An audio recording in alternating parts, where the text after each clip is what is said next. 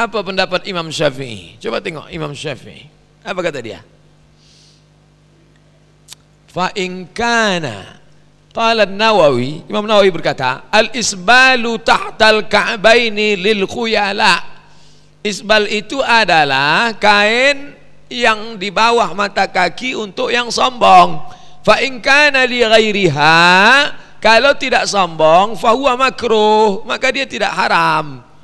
Wa hakadha nass Syafi'i, begitu disebutkan oleh Imam Syafi'i. Imam Syafi'i yang menyebut itu. Imam Syafi'i itu anti hadis. Oh, ketika orang-orang menolak hadis, Imam Syafi'i lah yang menolong hadis. Maka Imam Syafi'i itu bergelar Nasirus Sunnah. Imam Syafi'i itu penolong sunnah. Jadi kalau dikatakan kami yang menggunting ini yang ikut salaf, kalian yang berlebih itu tidak salaf, kita ikut Syafi'i. Syafi'i itu salaf.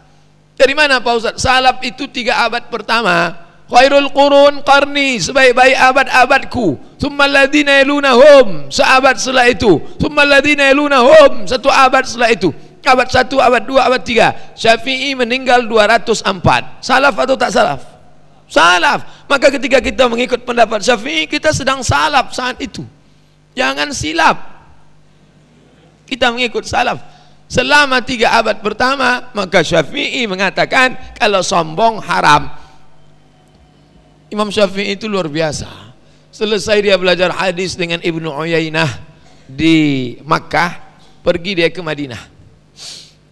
Sampai di Madinah, dijumpainya rumah gubernur Madinah. Assalamualaikum. Waalaikumsalam. Gubernur Madinah, ya, tolong bawakan saya ke rumah Imam Malik. Saya mau belajar sama Maliki, Malik bin Anas. Apa kata gubernur? Hai Syafi'i, andai kau suruh aku memindahkan bukit Uhud, lebih ringan daripada menghadap Malik. Begitulah ulama itu karismanya, jangan dulu. Aku tak sanggup berhadapan, segan mau jumpai Imam Malik. Kau suruh aku mindahkan bukit Uhud, lebih ringan daripada berhadapan dengan Malik.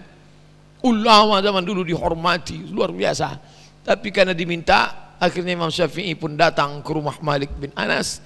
Sampai di rumahnya, dia ucapkan salam. Assalamualaikum. Waalaikumsalam. Keluar pembantu Malik.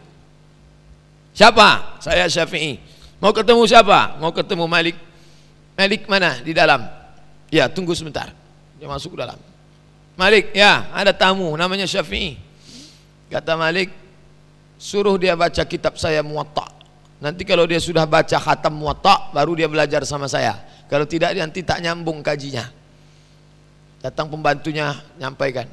Syafi'i, ya, kata Malik, kamu pulang aja dulu, baca Muwatta. Nanti kalau sudah khatam Muwatta, baru belajar lagi.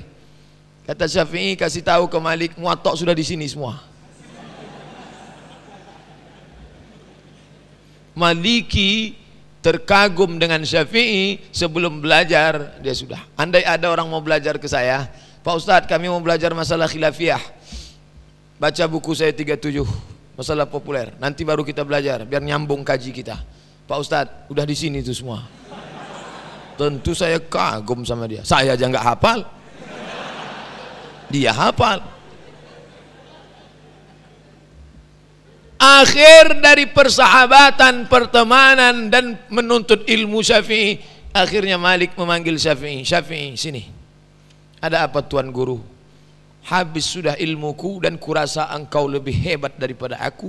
Ini beberapa keping uang emas, carilah guru yang lain. Pergilah. Begitu zaman dulu. Zaman sekarang orang enggak. Akulah guru yang paling hebat di Pekanbaru. Kau jangan belajar sama yang lain. Yang lain itu hanya kulit-kulit buku aja. Ini bukan adab salaf. Ini adab salaf. Mereka belajar salaf. Imam Malik itu salaf, meninggal 179. Imam Syafi'i itu salaf, meninggal 204. Saya enggak mau pakai Syafi'i, saya maunya pakai Bukhari. Di kotaknya 2. Dianggapnya Bukhari lebih alim daripada Syafi'i. Ini Syafi'i, ini Bukhari. Dia lupa Bukhari itu belajar kemana? Bukhari meninggal 256. Lihat tahun lahirnya, lihat tahun wafatnya. Bukhari meninggal 256. Bukhari punya guru siapa namanya? Ahmad bin Ambal, meninggal 261. Ahmad bin Ambal punya guru siapa namanya? Syafi'i, 204.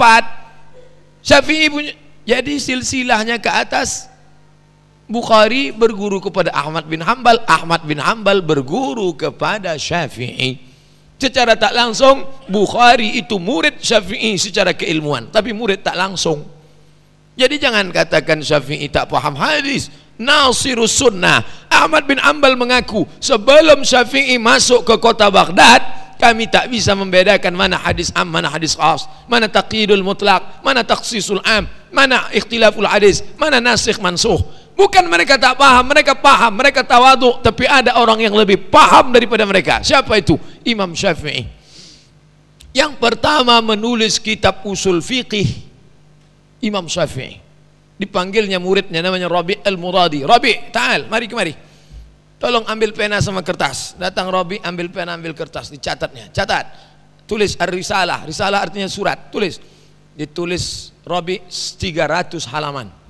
Itulah kitab usul fikih yang paling tua sekarang. Judulnya Ar-Risalah. Ngomong aja Syafi'i. Tidak pakai laptop. Tidak pakai copy paste. Tidak pakai kitab. Tidak pakai google.com.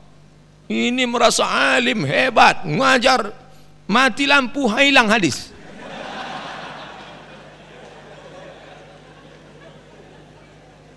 Ini Syafi'i yang berpendapat ini. Kalau sombong baru haram. Kalau tak sombong tak sampai kepada haram. Yang ngomong siapa? Jadi jangan bilang kata Abdul Somad, kamu kenapa gini? Kata Ustadz Somad, Somad tak ada apa-apanya. Somad itu cuma tukang tulis terjemah. Kebetulan suaranya kuat, dia ngomong.